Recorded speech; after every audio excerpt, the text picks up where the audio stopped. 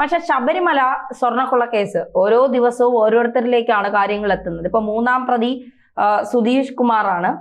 സുധീർ കുമാർ, ഈ സുധീർ കുമാറിന്റെ വായിൽ നിന്ന് CPM-ലെ ഉന്നതരായ പലരുടെയും പേരുകൾ വന്നിട്ടുണ്ട് എന്നാണ് പറയുന്നത്. ഇപ്പോ വാസുവിലേക്കാണ് കാര്യങ്ങൾ എത്തി നിൽക്കുന്നത്. വാസു പ്രതിയാകുമോ, വാസുവിനെ അറസ്റ്റിലാകുമോ? കാരണം പത്മകുമാറാണ് ദേവസ്വം ബോർഡ് പ്രസിഡന്റ് ആയിരുന്നതെങ്കിലും പത്മകുമാറിന് മുകളിൽ കാര്യങ്ങൾ തീരുമാനിക്കുന്നത് വാസു ആയിരുന്നു എന്നാണ് പറയുന്നത്. അപ്പോൾ വാസു ശബരിമലയിലെ ദേവസ്വം കമ്മീഷണർ കൂടിയായിരുന്നു. രണ്ട് പദവിയിൽ എത്തുന്ന അപൂർവങ്ങളിൽ ഒരാളാണ് വാസു, പ്രസിഡന്റുമായി കമ്മീഷണറുമായി. അപ്പോൾ വാസുവിനെല്ലാം അറിയാം ഏതൊക്കെ ഉന്നതരാണ് കൊണ്ടുപോയത്. കാരണം CPM-ന്റെ ഏറ്റവും അടുത്ത ആളാണ് വാസു എന്ന് പറയുന്നത്. ഈ വാസുവിന്റെ അറസ്റ്റ് അല്ലെങ്കിൽ വാസുവിനെ പ്രതി ചേർത്താൽ ഈ തിരഞ്ഞെടുപ്പിനെ നേരിടുന്ന സർക്കാർ ജനങ്ങളോട് എന്താകും പറയാൻ പോകുന്നത്? ഈ അന്വേഷണം നടക്കുന്ന സമയത്ത് പല കോണുകളിൽ നിന്നും അന്വേഷണം അട്ടിമറിക്കപ്പെട്ടേക്കാം എന്ന ആശങ്കകൾ പുറത്തു വന്നിരുന്നു. നമ്മളും പല സമയത്തും അക്കാര്യങ്ങളെക്കുറിച്ച് ചർച്ച ചെയ്തിരുന്നു എന്നാണ് ഞാൻ മനസ്സിലാക്കുന്നത്. ഇത് ഒരു യാഥാർത്ഥ്യമായി തീരുന്ന സാഹചര്യത്തിലേക്കാണ് കേസിൻ്റെ നാൾ വഴികൾ മുന്നോട്ട് നീങ്ങിക്കൊണ്ടിരിക്കുന്നത്. ഒരു തർക്കവും അക്കാര്യത്തിൽ ആർക്കുമില്ല എന്നാണ് എനിക്ക് തോന്നുന്നത്. കാരണം ഒന്നാമത് ഉണ്ണികൃഷ്ണൻ പോറ്റിയെ അറസ്റ്റ് ചെയ്തു. അയാളുമായിട്ട് സംസാരിച്ച് പലതരത്തിൽ അയാളെ കൈകാര്യം ചെയ്തതിൻ്റെ അടിസ്ഥാനത്തിൽ അയാൾ ഏതാണ്ട് ഒട്ടുമിക്ക സത്യങ്ങളും പറഞ്ഞ് അങ്ങനെ ശബരിമലയിലെ സ്വർണം പോയ വഴികളൊക്കെ കണ്ടെത്തി. പക്ഷേ മുഴുവൻ സ്വർണം ഇതുവരെ കണ്ടെത്താനായിട്ട് കഴിഞ്ഞിട്ടില്ല എന്നുള്ളത് അതിൻ്റെ ഒരു ബാക്കി പത്രമാണ്. അപ്പോൾ ഗോവർദ്ധൻ്റെ കയ്യിൽ എത്തിച്ചേർന്നിരിക്കുന്ന സ്വർണം എന്ന് പറയുന്നത് 15 ലക്ഷം രൂപക്കാണ് അദ്ദേഹം വാങ്ങിച്ചതെന്ന് പറഞ്ഞു. അത്രയും സ്വർണം മാത്രമാണ് അവിടെ എത്തിയിട്ടുള്ളൂ എന്നാണ് അർത്ഥം. എന്നാൽ വാതിൽ പാളിയും അതേപോലെ ഈ ദ്വാരപാലക ശില്പത്തിൻ്റെ പുറത്തൊക്കെ സ്വർണമാണ് പൊതിഞ്ഞിരുന്നെങ്കിൽ അത് ഇതിനേക്കാളൊക്കെ വളരെ കൂടുതൽ ഉണ്ടാകേണ്ടതാണ്. അത് ഇതുവരെ കണ്ടെത്താനായിട്ട് കഴിഞ്ഞിട്ടില്ല എന്നുള്ളത് ശരിയാണ്. അതിലേക്ക് അന്വേഷണം കൊണ്ടുപോകുന്നതിന് വേണ്ടിയിട്ടാണ് SIT അതിശക്തമായിട്ടുള്ള രീതിയിൽ എന്ത് ചെയ്യുന്നത്, ബുദ്ധിപരമായിട്ടും അതേപോലെ തന്ത്രപരമായിട്ടും ഈ പ്രതികളെ ചോദ്യം ചെയ്ത് അവരിൽ നിന്ന് ഓരോരോ കാര്യങ്ങൾ ഇങ്ങനെ പെറുക്കി എടുത്തു വരികയാണ് ചെയ്യുന്നത്. അങ്ങനെ വരുന്ന സമയത്താണ് ഒന്നാം പ്രതിയിൽ നിന്ന് രണ്ടാം പ്രതി മുരാരി ബാബുവിലെത്തി. മുരാരി ബാബുവിനെ ചോദ്യം ചെയ്തതിൽ നിന്ന് പിന്നെ എക്സിക്യൂട്ടീവ് ഓഫീസറായിരുന്ന D. സുധീഷ് കുമാറിലേക്ക് എത്തിച്ചേർന്നു എന്നുള്ളതാണ്. അങ്ങനെ ഇപ്പോൾ അന്വേഷണത്തിൻ്റെ വളരെ സങ്കീർണമായൊരു ഘട്ടത്തിലല്ലേ കാര്യങ്ങൾ നിൽക്കുന്നത്. ഈ അന്വേഷണം എന്ന് പറയുന്നത് നേരെ പോകുന്നത് ഉന്നതരിലേക്ക് തന്നെയാണ്. നേരത്തെയും ഇങ്ങനെയൊക്കെ തന്നെ ധാരണ ഉണ്ടായിരുന്നു. കളവ് നടത്തുന്നതിൽ വലിയ വെളിച്ചപ്പാടുകളായി പ്രവർത്തിച്ചിട്ടുള്ളത് ഉദ്യോഗസ്ഥരാണെന്നുള്ള കാര്യത്തിൽ തർക്കമില്ല.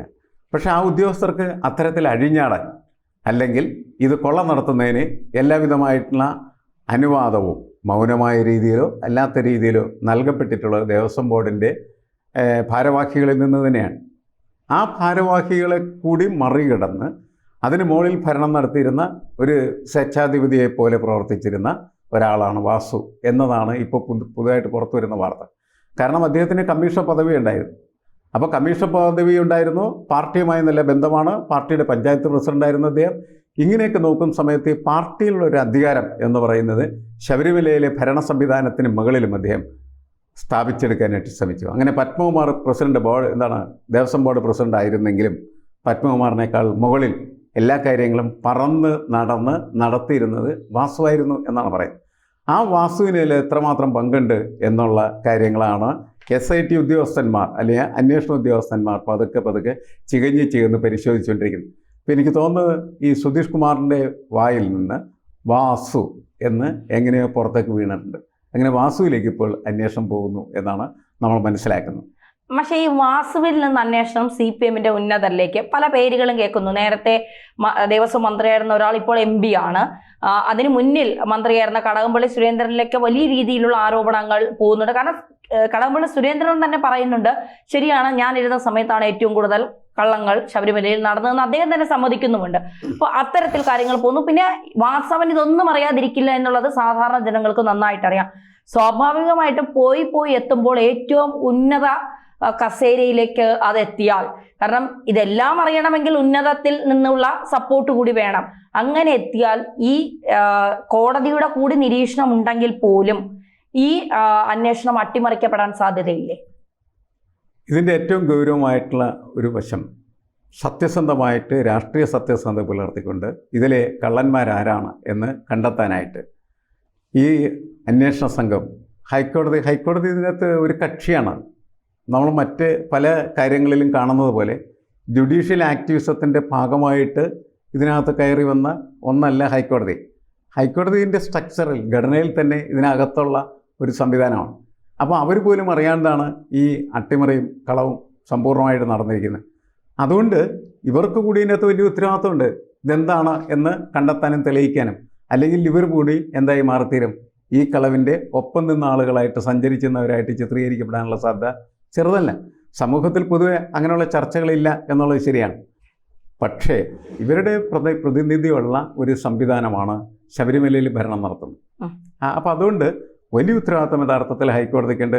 നമ്മൾ വലിയ പ്രതീക്ഷയും ഹൈക്കോടതിയിൽ വെച്ച് പുലർത്തുന്നുണ്ട്.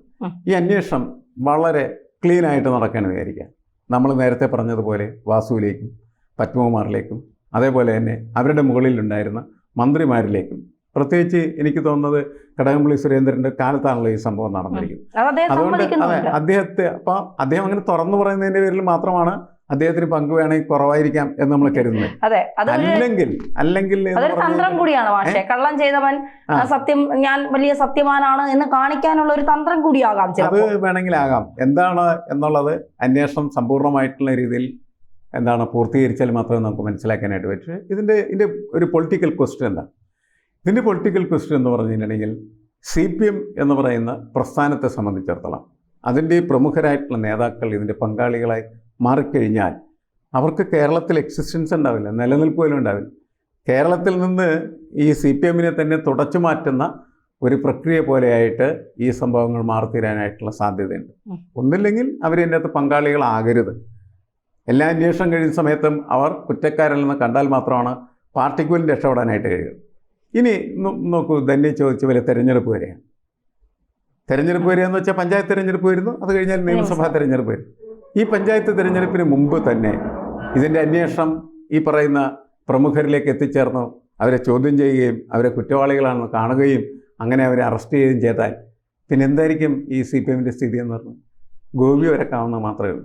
പഞ്ചായത്ത് തെരഞ്ഞെടുപ്പിലും തോൽക്കും, നിയമസഭാ തെരഞ്ഞെടുപ്പിലും തോൽക്കും എന്ന് പറയുന്നതല്ല, അവരുടെ ആ പ്രസ്ഥാനം തന്നെ 8 നിലയിൽ പൊട്ടുന്ന തരത്തിലേക്ക് മാറും ഇതിലവർ പങ്കാളികളാണെങ്കിൽ. അതുകൊണ്ട് വളരെ ജാഗ്രതയോടുകൂടിയാണ് അവരും ഈ കാര്യത്തേക്ക് വീക്ഷിച്ചുകൊണ്ടിരിക്കുന്നത്. നമുക്ക് വെറുതെ പറയാം അട്ടിമറിക്കപ്പെടും എന്ന്. അങ്ങനെ അട്ടിമറിക്കപ്പെട്ടാൽ പിന്നെ ഈ ഹൈക്കോടതി എങ്ങനെയാണ്? ഹൈക്കോടതി എന്ന് പറഞ്ഞാൽ ലേബലും വെച്ചിട്ട് മുന്നോട്ട് പോവുക, അതും പ്രശ്നമാണ്. അതുകൊണ്ട് ഗുരുതരമായ ഒരു പ്രതിസന്ധിയിലാണ് എല്ലാവരും എത്തിച്ചേർന്നിരിക്കുന്നത്. സത്യസന്ധമായിട്ടുള്ള അന്വേഷണം നടക്കണം. സത്യസന്ധമായിട്ടുള്ള അന്വേഷണത്തിലൂടെ കുറ്റവാളികളെ കണ്ടെത്തണം. ഇത് പൊതുസമൂഹത്തിൻ്റെ ആഗ്രഹമാണ്. അയ്യപ്പ ഭക്തരുടെ മാത്രം പ്രശ്നമല്ല. ഇതൊരു സമൂഹത്തിൻ്റെ, കേരള സമൂഹത്തിൻ്റെ ഒരു ആവശ്യമാണ്, ആഗ്രഹമാണ്.